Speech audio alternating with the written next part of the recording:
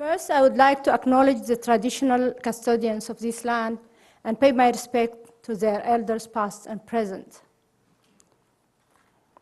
It is a great pleasure to have the opportunity to meet with you today and share my experience as an Australian from a refugee background. First, I would like to thank and congratulate the Center for Refugee Research, University of New South Wales, and its leadership, Dr. Eileen Pettiway, Dr. Linda, Effie, Geraldine, and the team for the wonderful work that you have done and for your continuous advocacy to raise the voice of refugees and asylum seekers very high nationally and internationally. In this special day, I would like to congratulate all nations who signed the Convention for their international commitment to humanity and protection of the most vulnerable, and encourage other countries who haven't done so to do this very soon. I would like to congratulate the UNHCR, which is the umbrella that oversees the implementation of the treaty, for the NGOs who put their lives online to provide assistance and required services in the most hostile environment, and for the refugees and IDPs who are scattered all over the world for the resilience and the utmost courage in facing unbearable human calamities. Anyone can be a refugee, whatever their race, color, or ethnicity. Refugees are people who suffered tremendous experience of torture, loss of family, loss of identity, loss of homeland, loss of culture, and loss of social status. The 1951 Convention is the key legal document in defining who is a refugee, their rights and the legal obligations of states. The 1967 Protocol removed geographical and temporal restrictions from the Convention. The Convention outlines a refugee's rights, including such things as freedom of religion and movement, the right to work, education, and accessibility to travel documents. A key provision stipulates that refugees should not be returned or refoulement to a country where they fear persecution, but it also underscores a refugee's obligation to a host government. Former British Prime Minister Tony Blair said, the treaty's values are timeless.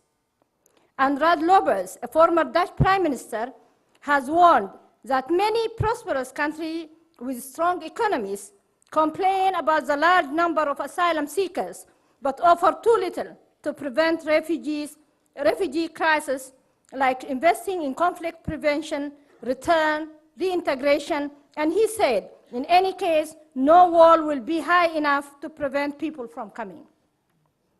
Refugees and the displaced are a global responsibility, and all partners have to play their role in recognizing the international scope of refugee crisis and the necessity of international cooperation in tackling the refugee problem, including burden sharing among states, and to fulfill their international commitment in order to make the world a better place for all humanity. Until war, political strife, famine, drought, or whatever events that cause forced migration occur, people don't understand or forget what the Refugee Convention really means. Then when lives are disrupted, that convention and the blue flag of the UNHCR becomes perhaps the most significant thing in a refugee's life.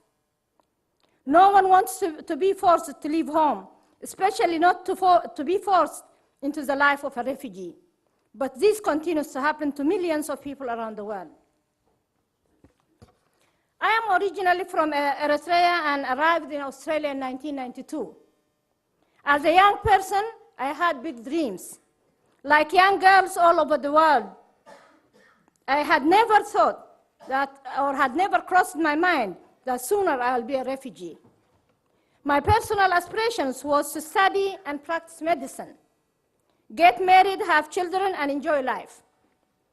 I completed my primary and secondary school studies, then I was admitted to university and got to study a year of medicine.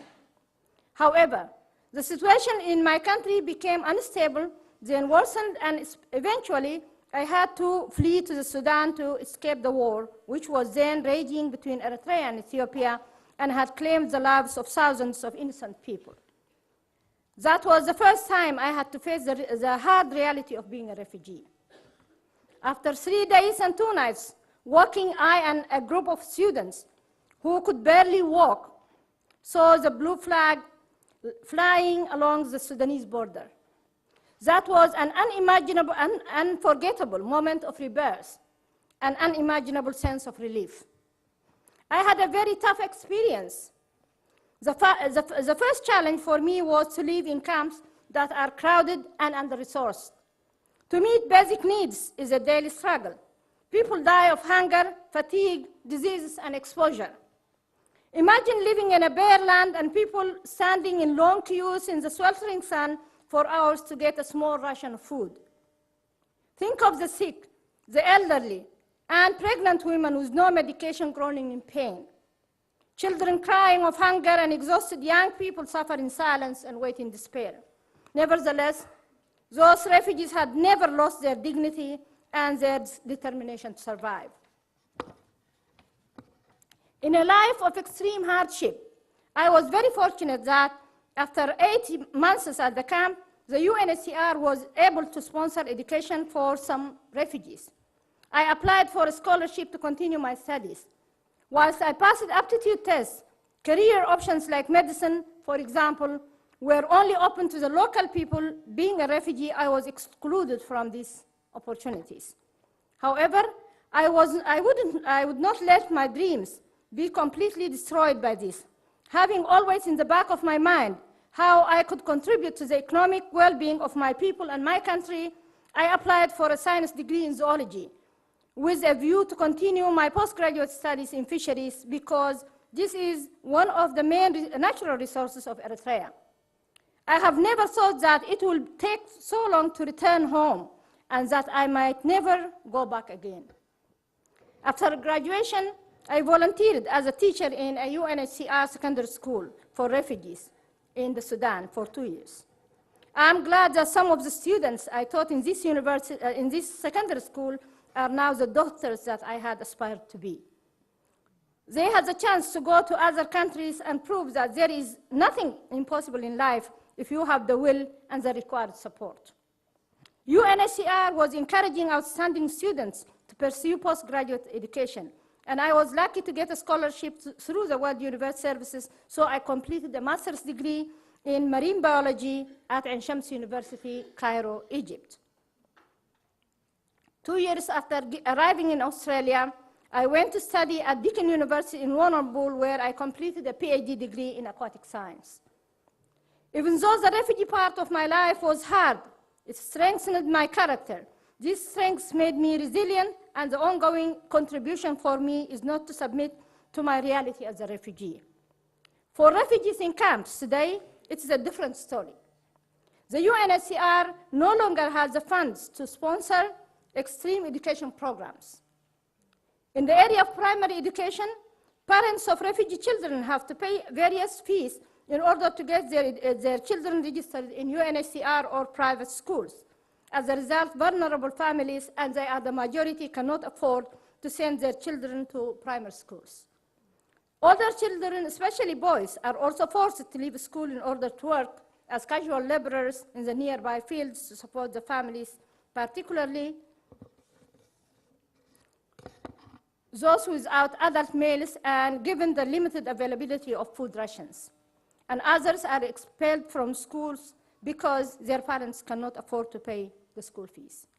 Girls, on the other hand, tend to drop out of school when the family cannot afford costs of schooling, and the priority is given to boys, or where older family members require care at home. The only real option that many girls have is to marry at the very age of 13 to 15 years as a protection against sexual assault and the shame that comes with that. For some girls who are unlucky, they have to live with alienation and the gloom reality of children of rape.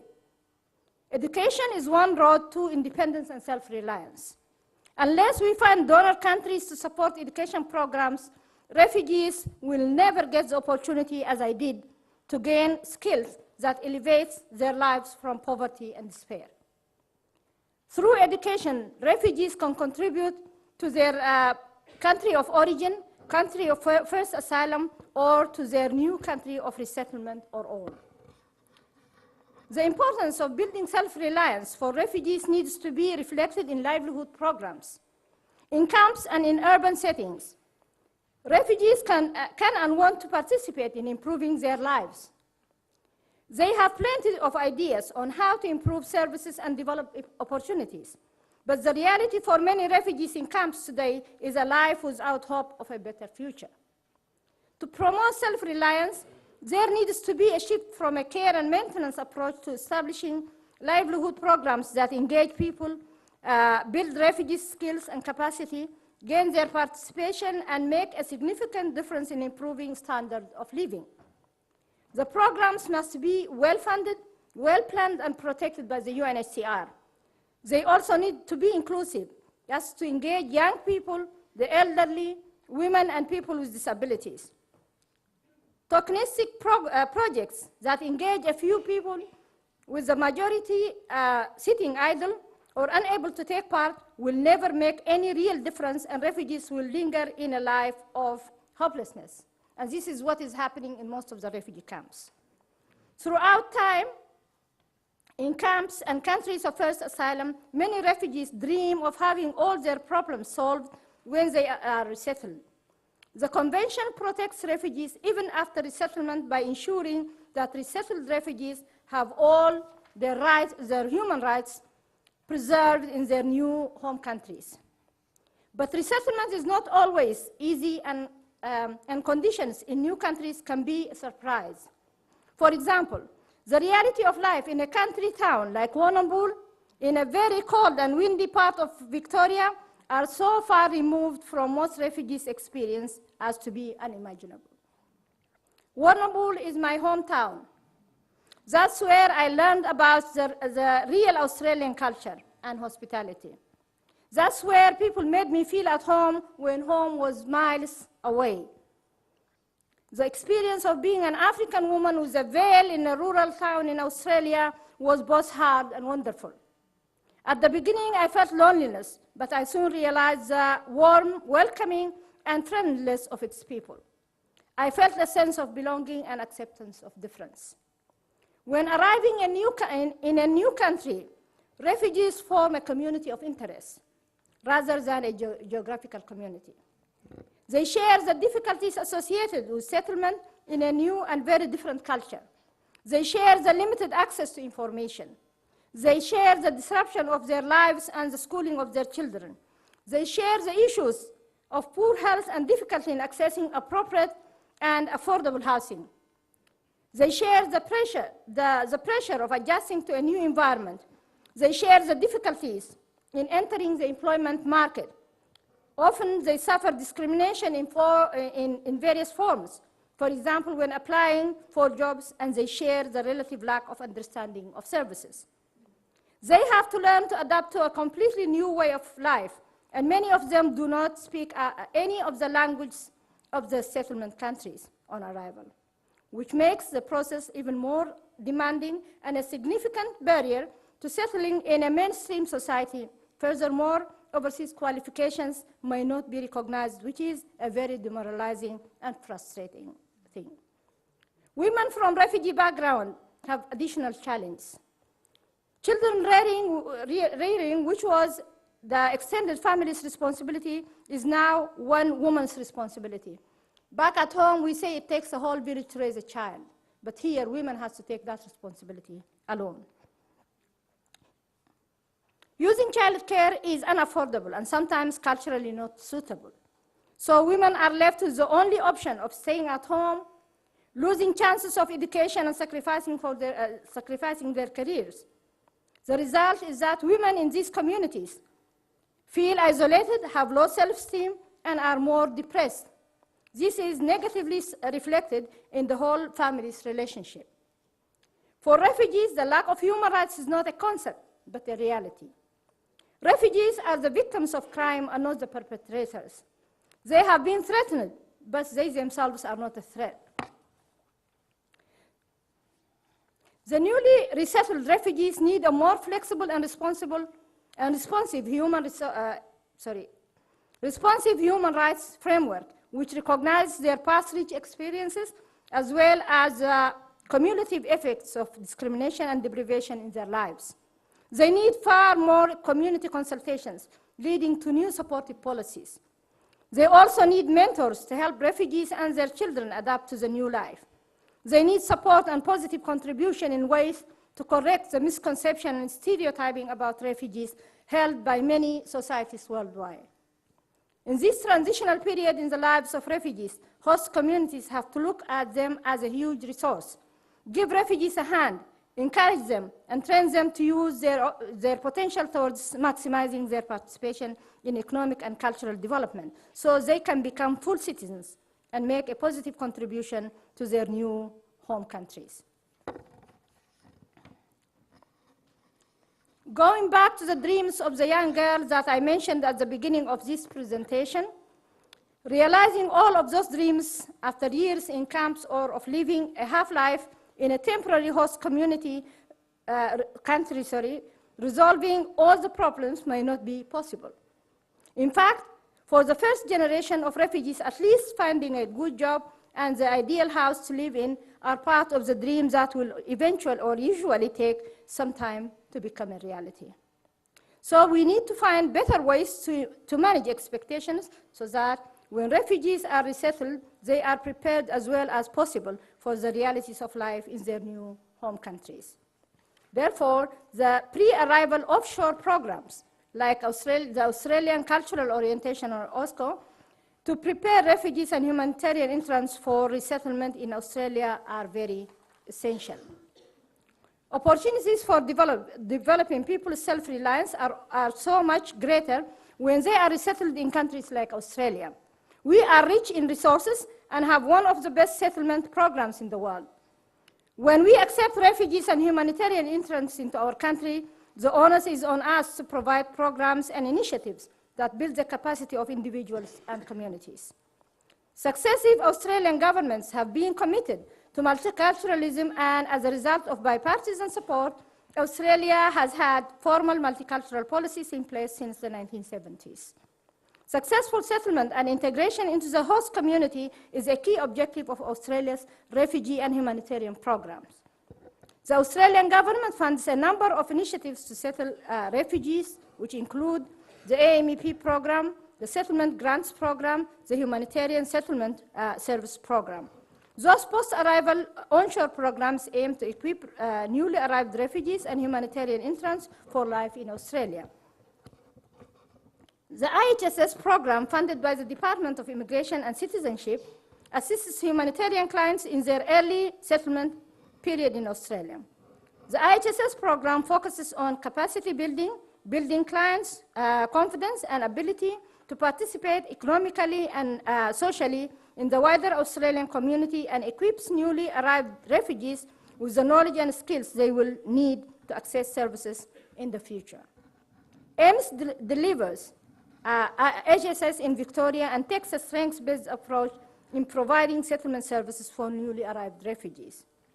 The underlying principle of the AMES strengths-based approach is to facilitate refugees' capacity to achieve their own goals. The approach acknowledges that refugees arrive with strengths and that a settlement program that builds on those strengths will have the greatest impact. And the fundamental principles applied are a focus on strengths and self-direction to develop independence, personalizing pathway plans, service and resources according to individual circumstances, actively engaging refugees on and their families in planning, decision-making, and responsibility for their own settlement, thus enhancing community participation. As part of this approach, client assessment and the settlement support that arises from this is part of an integrated multidimensional approach rather than a single solution. The care team, which AMES uses, includes case managers, community guides, volunteers, proposers, and involved services. They use the assessment process to establish the client's settlement needs, aspirations, and social goals.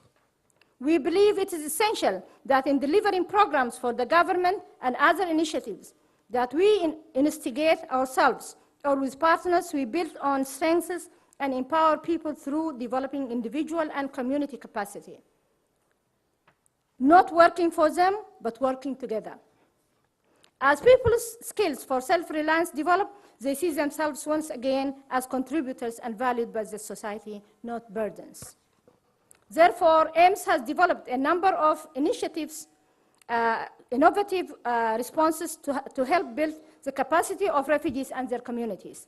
The Community Guides program is an example of capacity building in action.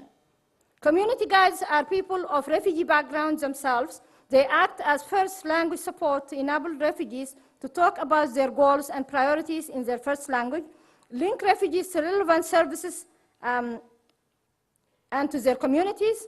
They also facilitate communication about settlement information and orientation topics.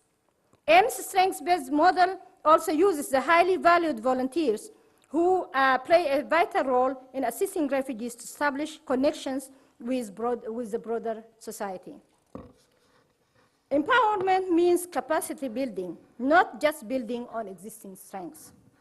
The Community Guides program was one of the first large-scale innovative initiatives AMES undertook to help people from refugee communities to develop skills and gain experience that would assist them into decent employment in Australia. I am personally passionate about and committed to the continued development of this program. I work closely with many settlement teams, with my settlement team, most of whom are also from refugee background, to continually develop the program and promote the model both in Australia and internationally. It is through initiatives such as this and the broader vision of AMES as an organization that more than 300 people of refugee background found meaningful employment. The Community Guides program has two main objectives: to support the settlement of new arrivals through employing workers from culturally and linguistically similar backgrounds, to provide first work opportunities for individuals from refugee and migrant groups, and thereby build capacity for meaningful work in Australia. The program employs the community guides at casual social work rates. Guides also attend training and network meetings, are mentored and supervised on the job by qualified settlement case managers, make professional contacts with mainstream services through their work, and gain local work experience and work references. Since 2005, 660 community guides or recently arrived refugees have been trained and employed as community guides. 52% of the community guides have obtained ongoing employment in community welfare, health, the justice system, youth workers, interpreters, bilingual teacher aides, customer service employment consultants, and pathway counselors. 60 of these community guides have received promotion within AMES settlement programs. 110 have completed a Certificate 2 qualification in community services. In 2009, the Center for Refugee Research at the University of New South Wales undertook an evaluation of the Community Guides program, and they found it to be highly successful.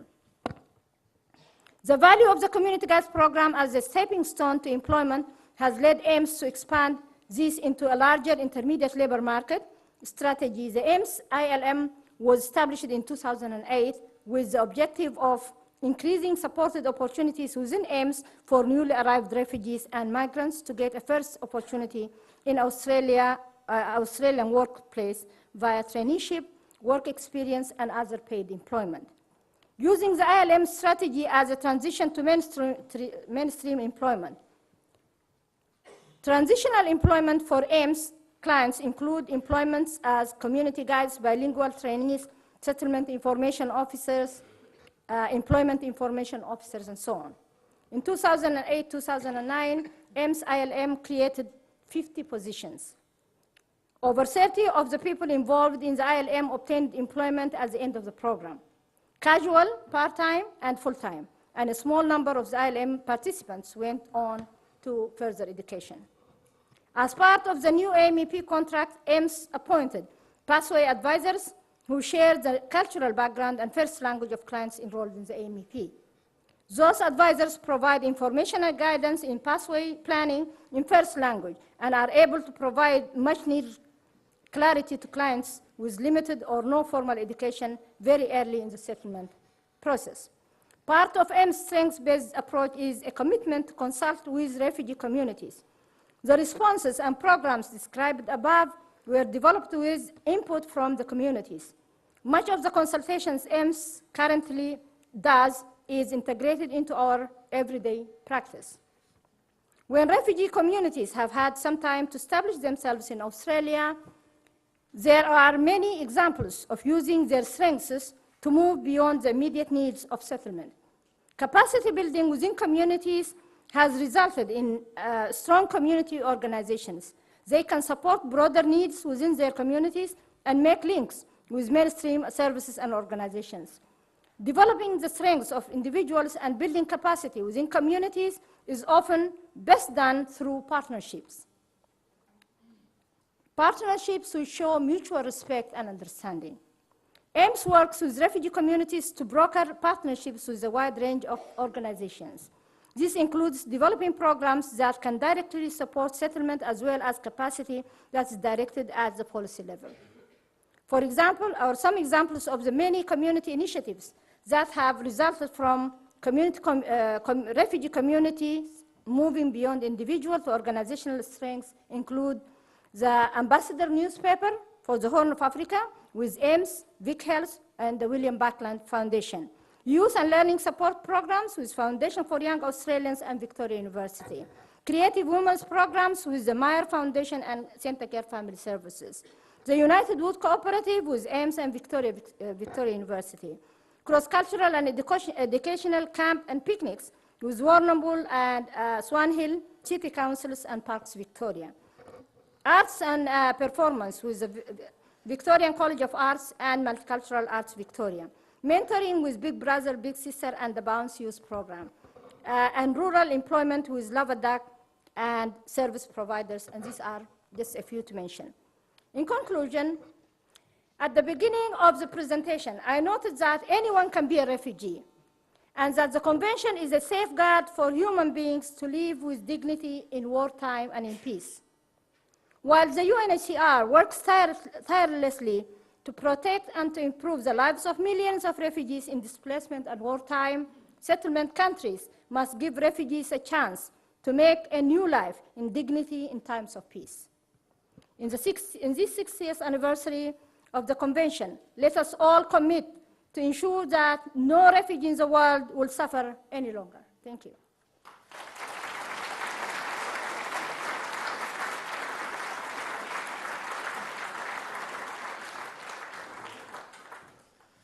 Thank you so much, Melika, for taking us through a long walk of your journey and highlighting on that walk, I think, so many of the aspects we need to discuss and consider during this conference, from the importance of the legal framework to the protection of refugees, the critical importance of countries signing that framework and making the commitment to the protection, to the funding of UNHCR. I noted that you mentioned some excellent UNHCR programs which, when you were a refugee, really built the capacity of refugees and allowed for that. And now member states, the rich countries, do not donate enough money to UNHCR. As someone privileged to go to meetings of UNHCR every year, we hear the High Commissioner almost begging countries for more funds.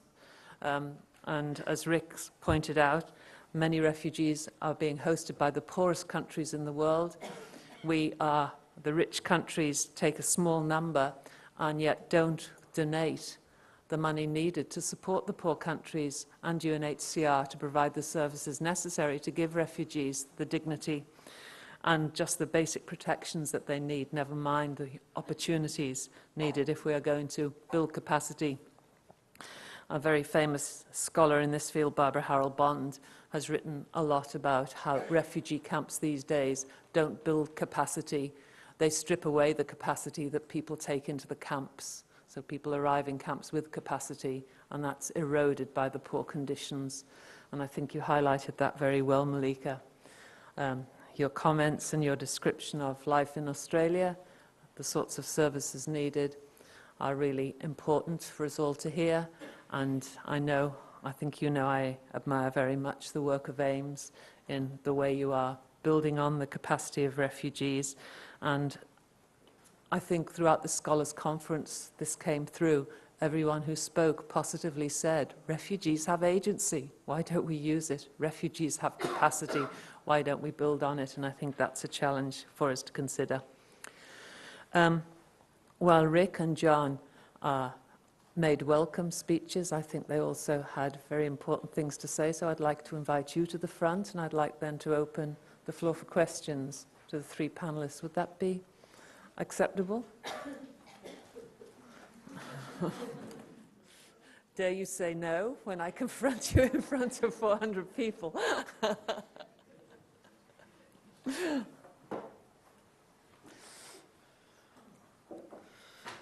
Okay, well, we have some time now, and I'm sure that people might like to comment and question the speakers.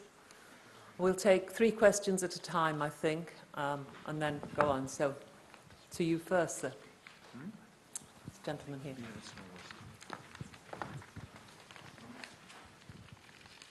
Thank you. My name is Atem from the ANU.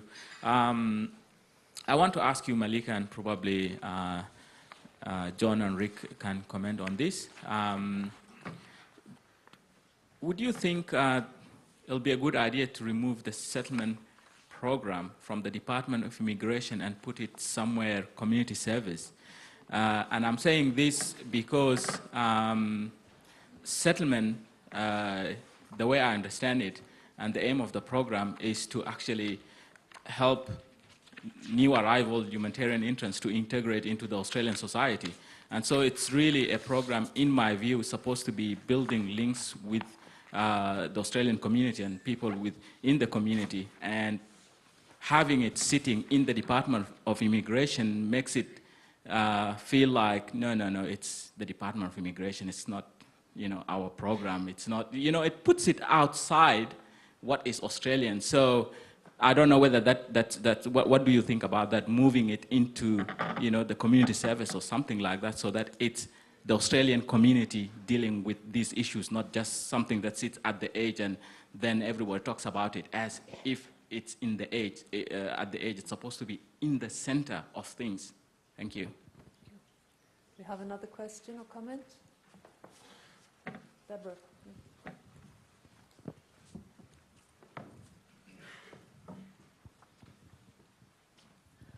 My name's Debra Simon. I'm from Monash. When I was listening to all of the speakers before, I was actually thinking, is there anything in the convention through which we can read the act of welcome and refuge not as an act of generosity, but actually as an act of justice? And my question stems from the fact that it seems to me that it's no coincidence that some people in the world are rich and some are poor. And I refer you to the beautiful work of the philosopher Thomas Polgay, an economist Thomas Polgay, who outlines how this process works. And if that is the case, then must we not then acknowledge that we're not superior or more deserving, just luckier? And what difference would that make in terms of reception and settlement? Thank you. One more question right up at the back there, please.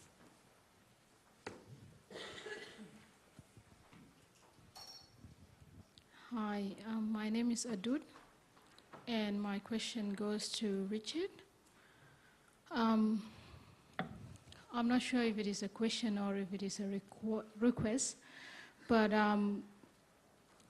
given that you or your department or you understand the background of the refugees and all that, I feel the need that refugee, when they come here, we are inquired by everybody to integrate as that is needed. But I think there is a gap in the integration process of the people who comes here. You are disadvantaged. And with the disadvantage a person coming with, you work so hard and do things. And one of the examples is people who are coming from that disadvantaged background would be finishing education, university degrees and all this stuff, but inside the communities, and if you apply for the mainstream for jobs, you are not able to get a job just simply because your name or your background, you don't have any work experience, but nobody is looking at where are you coming from. If you are able to do and study and have a qualification, is the work experience going to be really a hard thing to gain after all this? There is a lack of understanding that, you know, you work so hard to get there. And if you are not given the job, you are not integrating in the community. And I think there is that very much lack of understanding in there. And jobs which you can get with somebody who was with exactly the same class with you, you will only not get the job, not because you're not qualified, but because of your background, that you don't have experience or you don't have a person who is going to put you through the window. Okay, if that is the system or if that is what is happening, is there anything that can be done for that? Because we are getting more and more people coming into Australia. But then if we are getting them and they are not getting the jobs they wanted to get with their qualification, how is that not discouraging the younger generation who is going to be in the freedom? And how is that going not to affect the whole system of them coming here and getting their qualification, not getting the jobs? And then that is a discouragement for everybody. So. Thank you. Okay, well, I'll come back to you, Basu. We've got 3 questions. Would you like the panel to start with those? Ladies first. Okay, thank you. I'll just answer the first question, or try to answer the first question. And I think, you know, if we move the settlement away from Department of Immigration, it means we are putting another barrier, where until we get it into another department, everything will be lost. What we have to do is, we have to encourage the Department of Immigration to have a certain unit. Now we have different desks, and we have officers who are in charge, for example, for the Africans, for you know, like the Far East and so on. We want a unit which will, you know, like take care and address immediate issues related to refugees in general. And this unit has to include people of refugee background. As my sister mentioned, there are so many qualified people who are of refugee background and who are sitting idle because of so many reasons that they don't find employment, and we can talk about this in the second and the third question.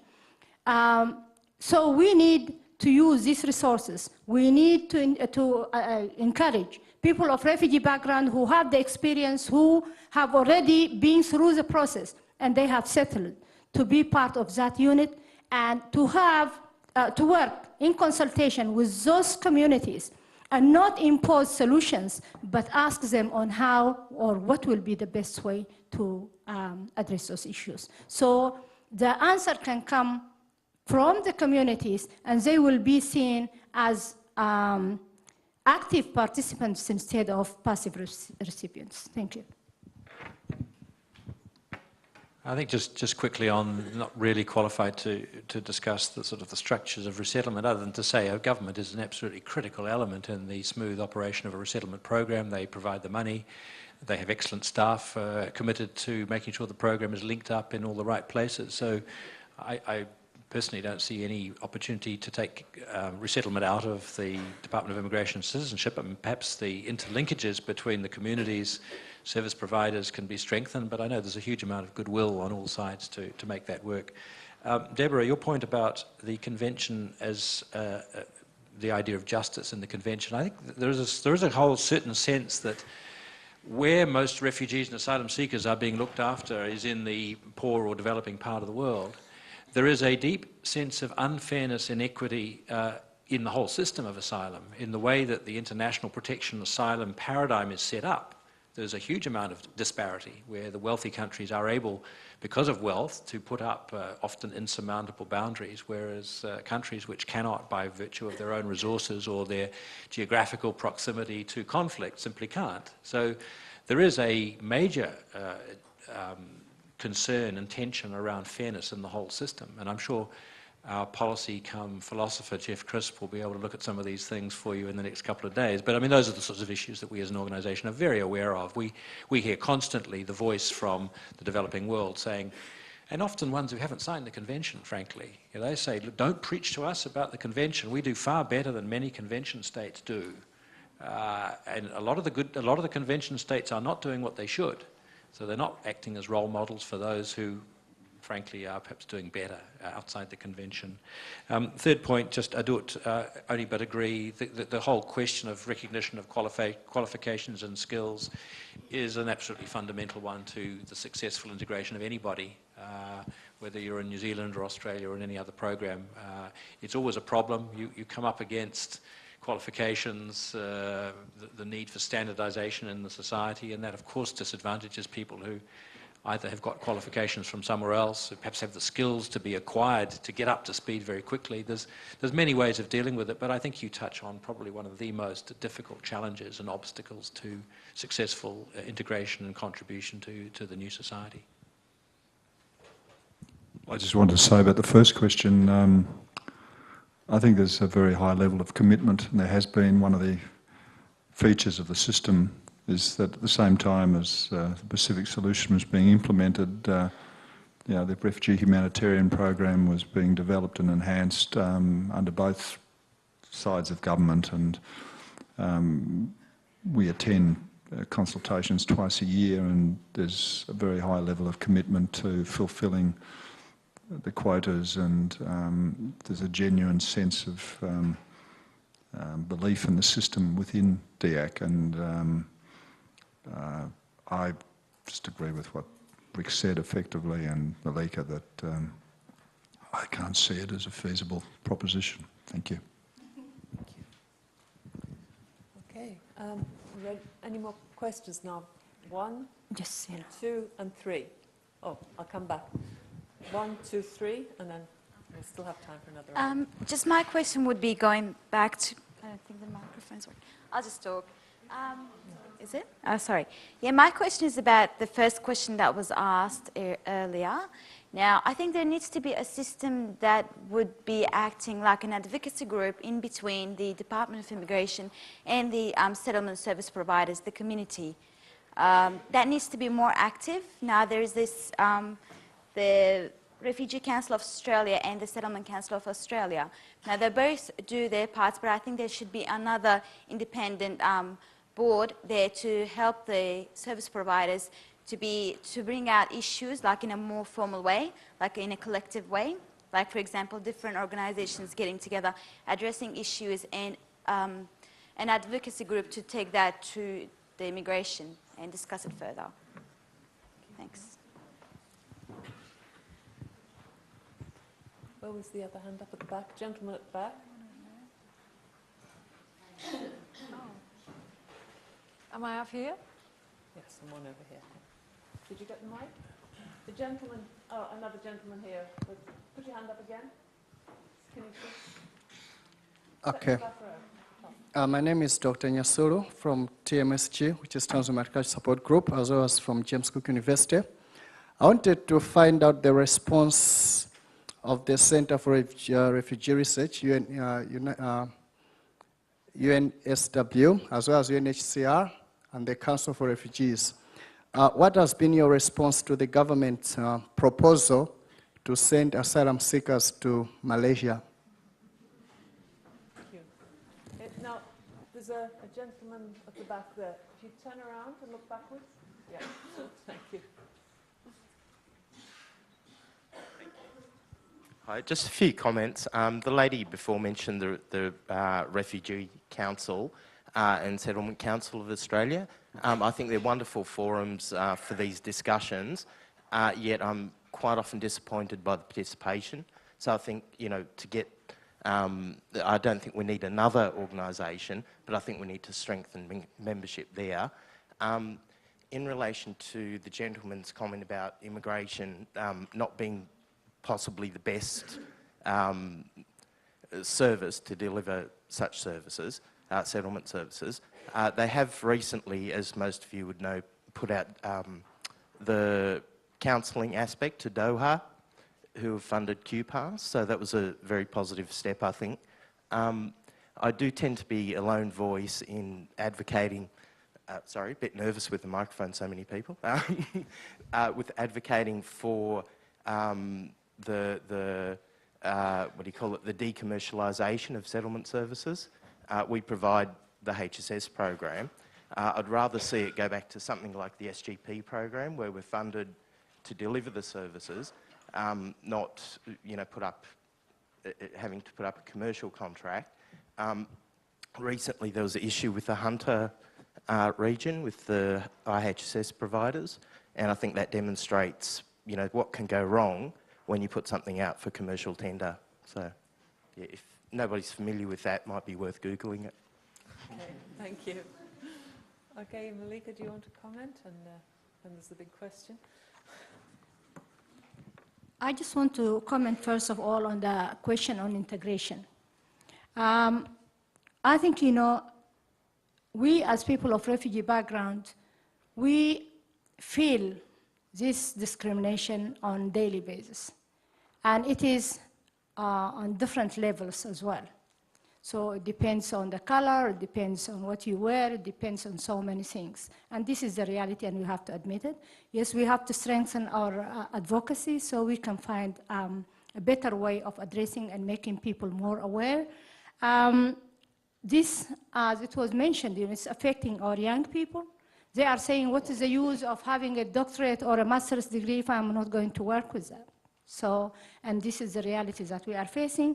So I think, you know, like to have a very efficient mentoring program for refugees from the time they come, to have proper assessment of their qualifications and what can they do. With mentoring also, we need, we don't need a mentoring program which will lead to control, where a person who mentors a refugee just, you know, takes full control of what. Because I once went for a consultation and someone told me I have to ask the volunteer who is helping them to take permission before they meet me. And this is not what we want. We need, with all the good intentions, and there are many good people who are willing to support refugees, to support them and link them. If I want to apply for a job, it's whom I know which matters than what I know. Because, you know, and this is not only in Australia, it's everywhere. I had my PhD, but I applied for so many jobs. And the answer was, I am overqualified or underqualified and so on. And the answer is the same. So yes, we have a problem, but also we have to develop a very efficient mentoring program which will help us, you know, to go through this period. And I think, you know, like it might take time, but slowly things will change. And the next generation, we hope the next generation will be better off than the first generation. So I got the easy one.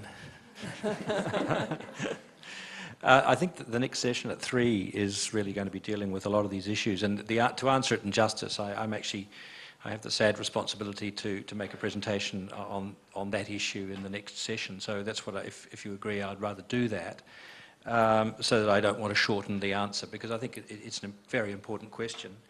But for the time being and for digestion over lunch, for us the main question is what is being proposed. There's an awful lot of speculation out there. What I can tell you is that UNHCR is very closely watching and involved in an ongoing negotiation. So I'm not going to be able to tell you whether the agreement is a good one or a bad one, or what UNHCR's relationship with that is going to be, because it's still being negotiated. It's not responsible for, in this very delicate and international field, for us to speculate on what may or may not be in there. But what I will do is, in the next presentation, try and set out what I think, what we as an organisation think are the critical elements for regional cooperation, which will be very, I think, if we're going to judge any kind of arrangements, whether they're in the Pacific or in Southeast Asia, it has to be against a set of protection-based criteria, which is what UNHCR is very keen to introduce into the discussion.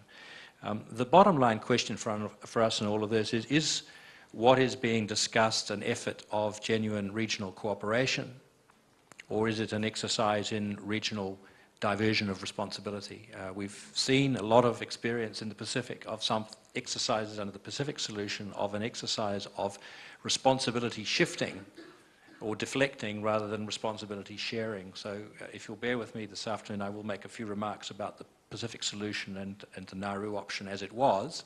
Again, not wanting to speculate on what it might or might not be in the future. Not a very satisfactory answer, except to say I don't think you can judge the Malaysian discussions without knowing what the discussions are all about, and neither can you judge the Malaysian discussions without knowing how it fits or doesn't fit within UNHCR's very serious efforts to strengthen the humanitarian protection space for people in Southeast Asia, and why we needed to do that.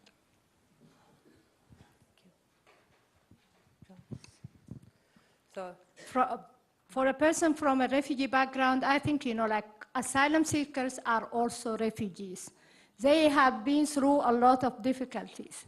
And any country to avoid taking the responsibility of refugees coming to their shores, I think it's not something that I support. So hopefully, like the Australian government will find a solution to this problem and resettle those people who are really seeking protection.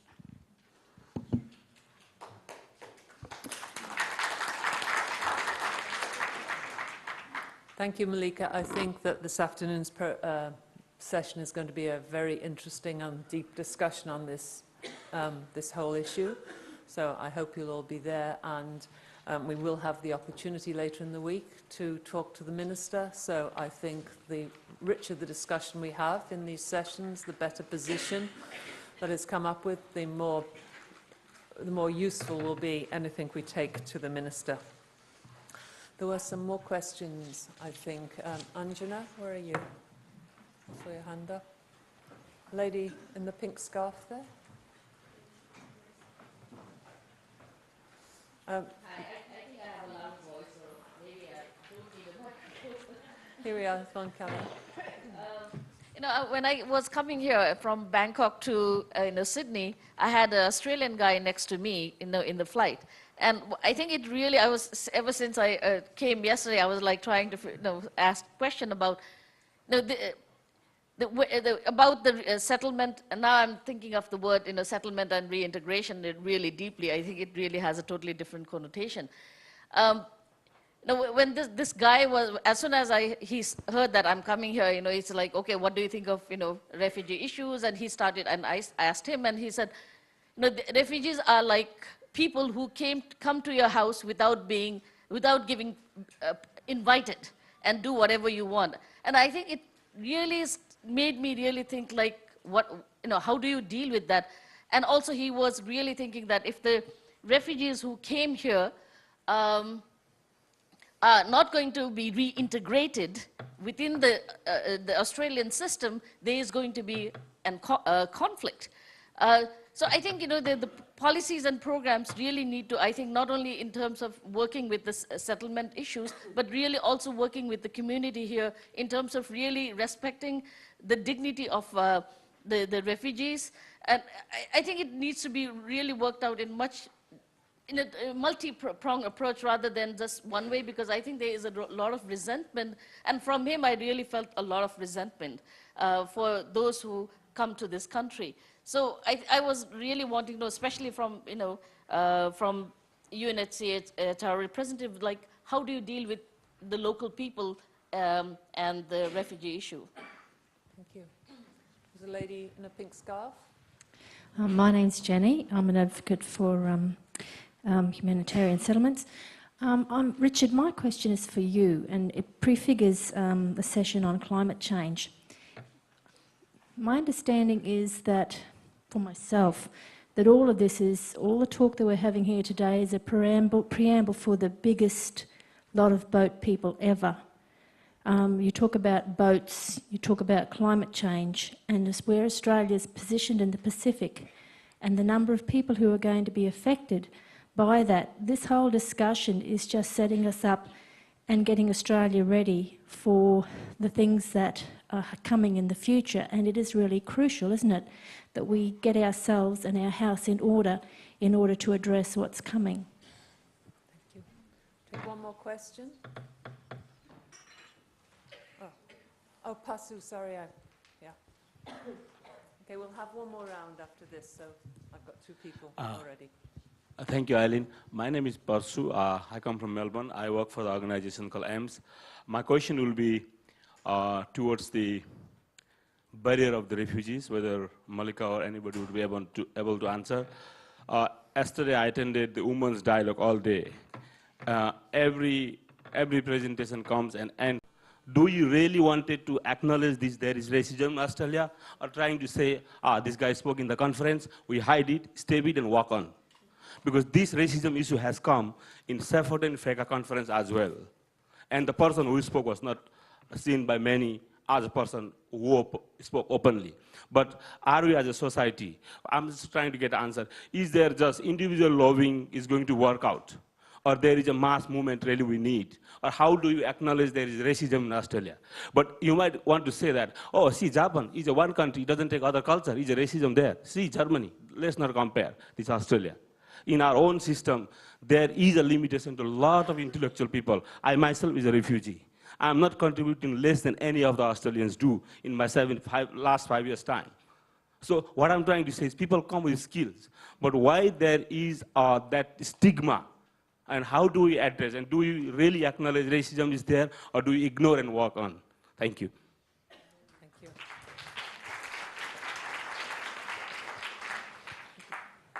Melika, John? I'd say a couple of things about the climate change issue.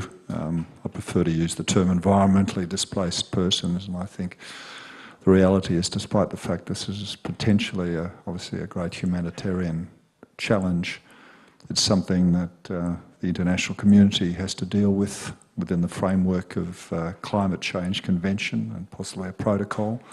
There's an excellent paper that was put out at the end of 2008 by a Belgian European think tank that explores these issues. And if I can remember what it was called, I'll tell you. But essentially, we're not talking about refugees within the convention, but we are dealing with people who, and there could be any number one of scenarios, not least the Carteret Islands or Kiribati and other islands in the Pacific. But it has to be dealt with within the appropriate framework. And respectfully, the framework of the Refugees Convention is not the framework in which displacement caused by climate change should be dealt with.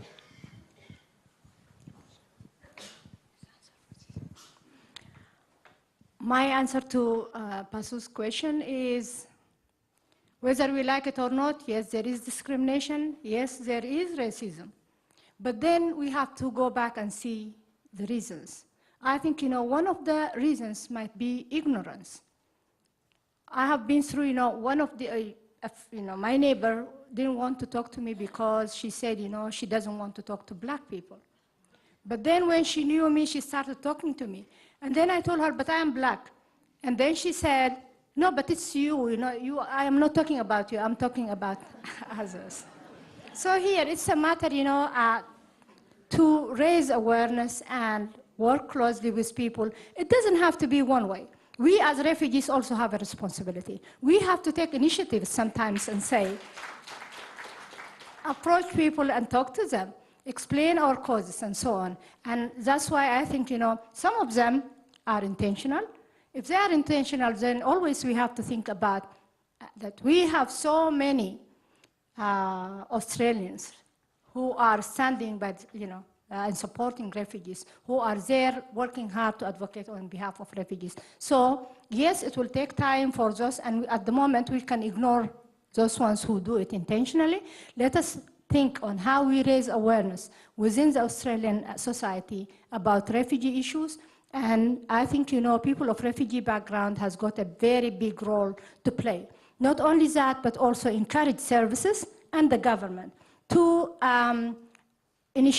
start initiatives. Those initiatives doesn't have to come from service providers or governments only, but also refugees have to bring initiatives which will create employment and very good image. So we can create good role models where we can stand up and say, yes, here we are, yes, we were of refugee background, but now we are, this is our contribution to our new nation. And I think, this way we can raise awareness, but also don't take time and energy to take you away because of a few comments or many comments. As I say, it's not few, but many comments that people say, let us concentrate on the main job and how we can raise awareness, how can we create role models, how can we, each one of us, whether it's service providers, government, or people of refugee background or new arrivals, play our role. Thank you.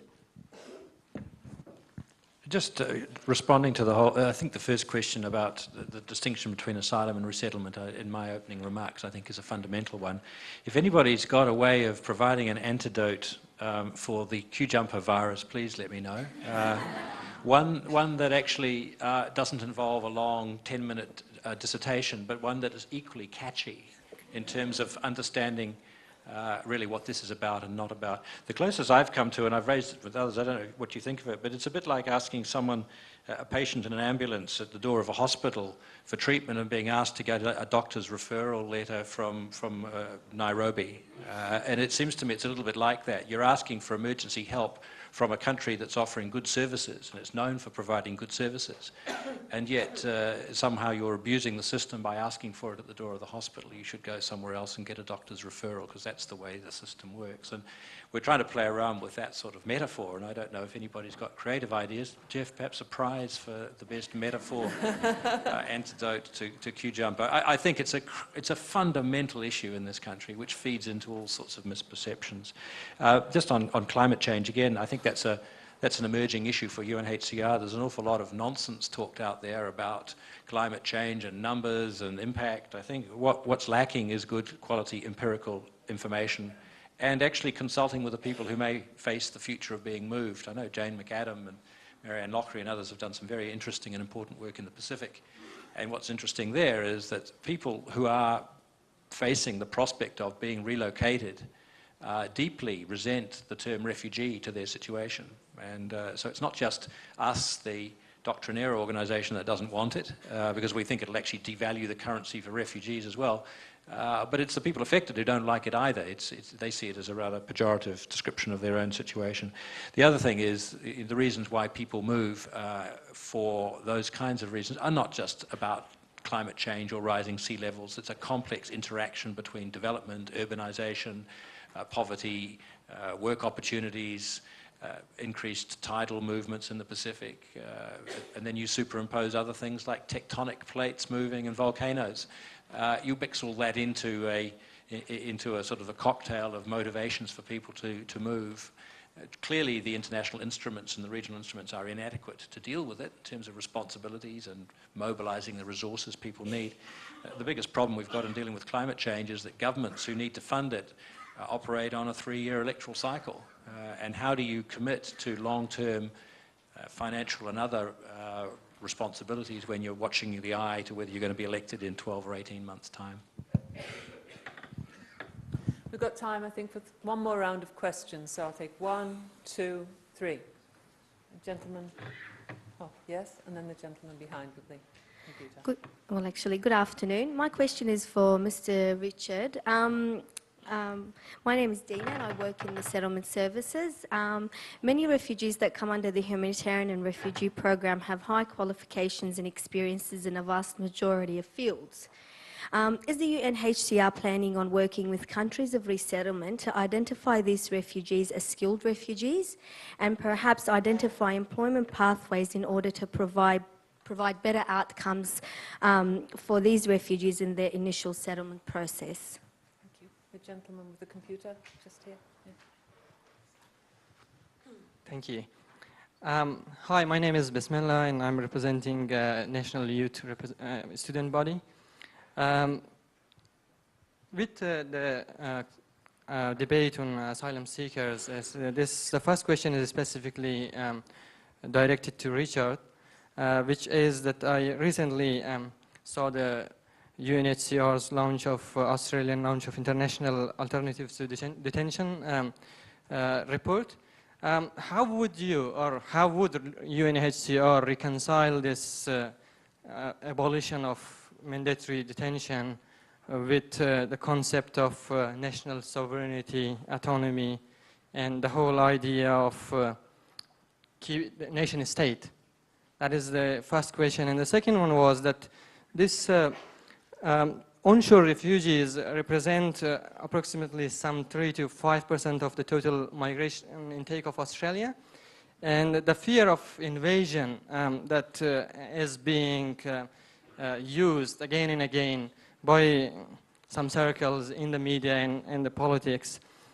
This is like similar to the fears of the yellow hordes in the later parts of the 19th century, which resulted in the White Australia policy.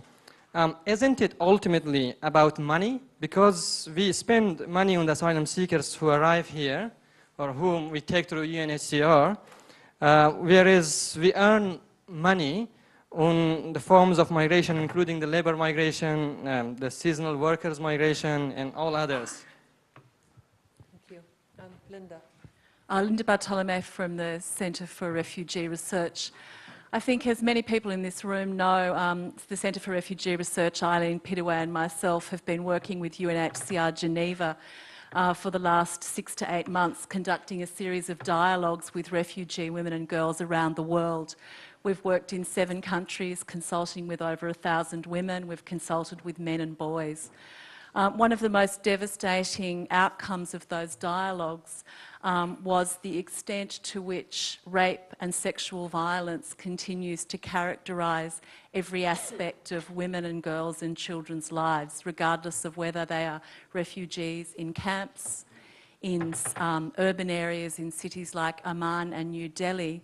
And tragically, as we heard in the women's dialogue here in Australia yesterday, continues in the lives of refugee women and girls in many circumstances in Australia as well. My question has 2 parts. One part is to Rick, to UNHCR. What support does UNHCR need at a global level to continue in its efforts to prevent and more adequately respond to the epidemic of sexual violence? And I think to Melika and John, to what additional support is required in Australia in order to ensure that both our refugee legal system adequately responds to asylum-seeking women, and that service provision is able to effectively respond to women who've survived abuse? Okay, well, 3 really rich questions to end the question and answer session. So I hand over to the panel, and I hope your answers are as good as the questions. For somebody who thought he was just going to give a speech and sit down, just very, very quickly on the skilled refugees migration pathways, I think that's a very important question. UNHCR has done a lot of work and thinking on what's sometimes called a 4th durable solution, trying to see whether there are ways of supplementing resettlement programs and commitments by receiving states by looking to the skills and qualifications inherent in large numbers of the refugees. So if there are limits to the resettlement programs, that, as we know them, are there other pathways, migration-based pathways that could be creatively used, not only in a resettlement context, but also in a local integration context as well.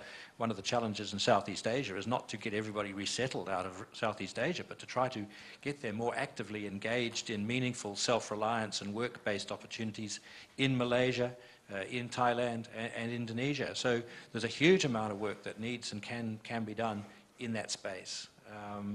But again, we do have the privilege of Jeff Crisp, because I know Jeff commissioned a paper on migration as a sort of 4th durable solution, and I'm sure he's far better educated than I am to speak to that. On alternatives to detention, yes, we had a 2-day expert workshop in Canberra on Wednesday, Thursday last week. We brought people from all around the world, including from the UK and from the United States and from New Zealand, to look exactly, so able to launch an alternatives to detention publication on Friday, and the media picked that up, I think, in a very positive way. The long and the short of it is we think mandatory detention is a false trail. It's massively expensive. It causes huge strain on the resources of people who have to go to these remote places. It doesn't deter. The empirical evidence does not provide any support for it having any deterrence. And its impact on human lives is profound. The longer you stay in detention is a day lost of liberty. The psychosocial degradation, the specialists in this room will attest to what happens when you keep people in isolated, hopeless or suspended animation for long periods of time, what that does. So we believe that you can actually find an appropriate balance between the legitimate security concerns of states, which was, I think, your question, and also allow those people who simply don't pose any threat to the community at all to get out into the community. You've got some odd policy settings in Australia at the moment. You have a mandatory detention policy setting for irregular maritime arrivals. You've got a set of detention values which at face value, on face value would appear to be very good because they're on the basis of risk, and the assumption is that you should be released into the community unless on the assessment of an individual case you need to be retained for health, security or identity purposes. Regrettably, those detention values are not fully implemented in that most complex area of boat arrivals. So there's a big problem in that area. We believe that with effective triaging of cases, if you can get enough resources to undertake security assessments, with good clarity as to what you're actually assessing in terms of security, I think there's a big issue there that's not fully resolved. Do we know what the tests are for security? It's very interesting. Our European friends tell us that they don't actually lock up anybody on the basis of security, and yet Europe faces far more serious threats to national and community security than Australia will. So there are I think some disparities between Australian practice and international practice. You're absolutely right. At the core of all of this is this balance between a responsibility to protect the community from legitimate and real threats on the outside against the responsibility to protect people who come in this particular way. And we think there's a huge amount that can be done already. In Australia, you've got a lot of very creative alternatives to detention or alternatives within the detention framework that you can use.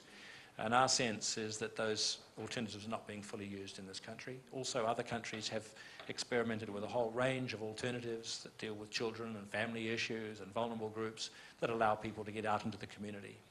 What the research shows is that it's much cheaper, you have much better outcomes, people have a greater sense of responsibility for their own destiny, even if they're going to leave the country, even if they fail the refugee claim. They can make more balanced and reasonable assessments of their situation if they're in the community. If you're in detention, you're isolated, you're alienated, and you're marginalised, and that plays out in all sorts of different ways. So if you haven't read the study, I think it makes a very significant contribution to a difficult debate in Australia.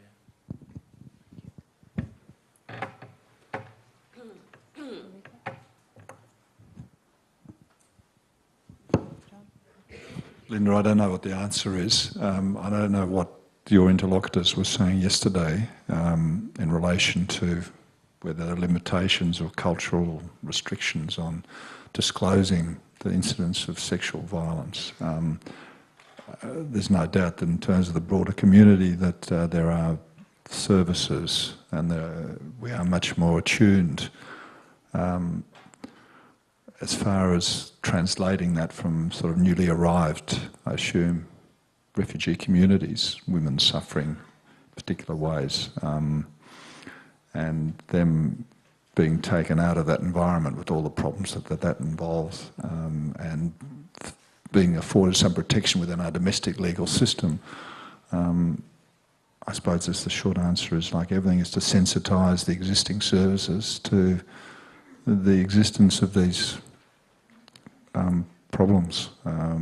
Just like when all the various foundations for survivors of torture were set up, we knew there was a problem, but we couldn't say how many people had been tortured, so we picked on 30%, which seemed like about right, because some of the research in Sydney showed that a third of all settlement arrivals had probably been tortured or traumatised in a particular way, and we ran with that and it all took off. But I think part of the problem is identifying, is taking it above, from below the radar to above the radar. That's not a very good answer. I forgot to answer Linda's question. I suspect it's a mischievous question. Linda, you know the answer already. What's UNHCR doing about combating what is obviously a profoundly serious issue for the organisation? It is a question of resources. What support do we need? Well, apart from money, we've, for the first time last year, we tried to cost out what we thought it would actually cost to do protection more effectively. And instead of going to donors with what we thought they might give us, for the first time we went to donors and said, well, if you really want us to do this job effectively, this is what we're going to need. And we bumped the budget, I think, am I right, Jeff, from about 1.8 billion to well over 3 billion as a result of doing a needs-based budget as opposed to a donor-based budget. And I would suspect if you drilled into the needs-based budget, you would see the challenges that you're talking about, how to address the situation for some of the most vulnerable of already vulnerable groups, women who've lost whatever support they might have had in their traditional or cultural life pre-disruption are obviously doubly at risk once all those safeguards are taken away for the second time. So look, there's no easy answer. I think it's systemic, it's endemic. Not only in refugee populations, but also in many other societies as well. We do a lot of work up in Papua New Guinea, and I have to say that those kinds of things are not just in the refugee population, they are systemic and endemic in the population as a whole. So how you deal with those really is a massive challenge. I think, like rape is a mental and physical scar that lives with women for the whole of their lives. And in addition, not to be, first of all, that having been raped, those women can't talk to their families, they can't talk to their communities, and they can't stand up and say, here we are. And therefore, they live with a lot of stress. The other thing is, or in addition to that, not to be trusted means affects the dignity of those women. And therefore, I think, there has to be, first of all, a very, an appropriate assessment of those women. And the first assessment is to be trusted, so to encourage the women to talk about what they are going through. There has to be a well-developed counseling system. Yes, there is counseling for survivors of torture and trauma, and women go through another trauma, which is, being raped, so they need to have a very specialized kind of counseling by people who have very good understanding of women's issues, of what rape means, and what are the impacts of rape on women. And there has to be appropriate programs for rehabilitation, because these women feel alienated, and therefore they have to feel that they can start a new life in their new country with dignity, and there has to be programs mainly to engage them in employment and counseling, and they have to talk about it as well. So I think, this way we might reduce the stress that these women are going through. Thank you. Is it lunchtime, said John? It's lunchtime, yes. Not according to the programme, but because I'm nice, I'll let you go early.